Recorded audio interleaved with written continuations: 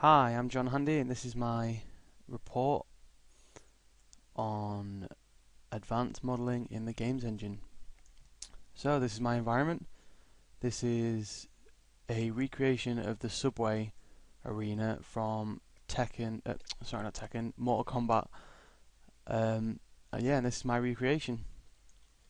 I've gone for a rundown, grimy, sort of dirty subway system, and then this semester I've also added in a few little sci-fi elements which have allowed me to experiment with some more challenging shaders to really experiment and see what sort of stuff I can create. So yeah, let's get started.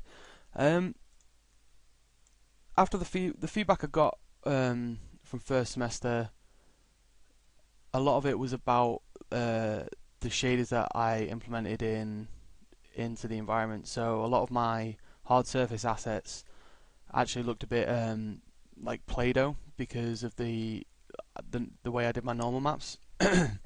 So a lot of time was spent this semester trying to correct that, finding an efficient technique um, to create a good looking asset, but not spend so much time on it that I don't have time to do anything else.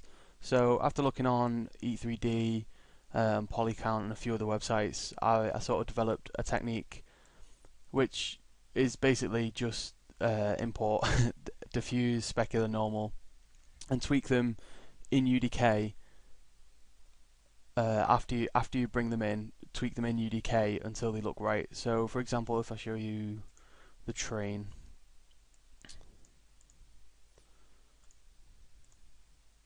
I'll show you, where is it? Train. Yeah. So, for example, oh my mistake. Show you the train material. So we've got just a simple diffuse at the top, specular here, which I normally, rule of thumb, just multiply it, so I've got something to control the power with if I need to. I used a constant one vector for the specular power, which again I can control to get the desired look I want. And then with the normal map, what I did was I changed the normal map by multiplying it with a constant 3 vector, but also overlaid some surface noise just to add a bit of extra detail on top. So that was this is the basic shaders I use for all the assets, but then there's also some more complex ones. For example, the smoke particle effect I did. As you can see, that's got a really nice organic smoky effect. I found this tutorial online on E3D, which was really helpful in creating this smoke, which I use for the vents in my environment. And one element of this which I'm particularly proud of is the pixel depth here. And what this does is it stops me when you move through the fog.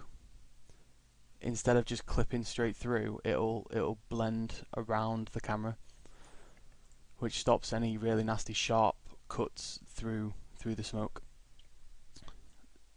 So they're the basic shaders I did. I also did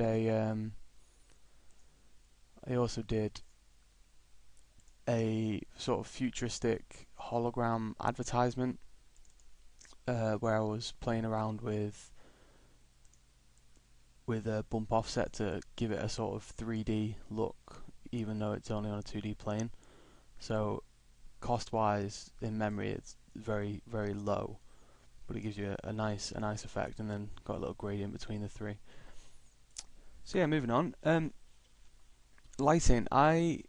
With the lighting, I wanted to exaggerate, as it's based on a fighting game. I wanted to exaggerate the front row here. So I lowered the lighting in the background to draw the player's attention to the front.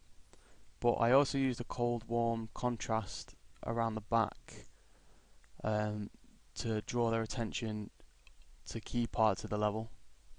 So for example, here in this hologram, it draws their attention back with the cold warm contrast from these warm lights in the middle, and above there's a cold blue.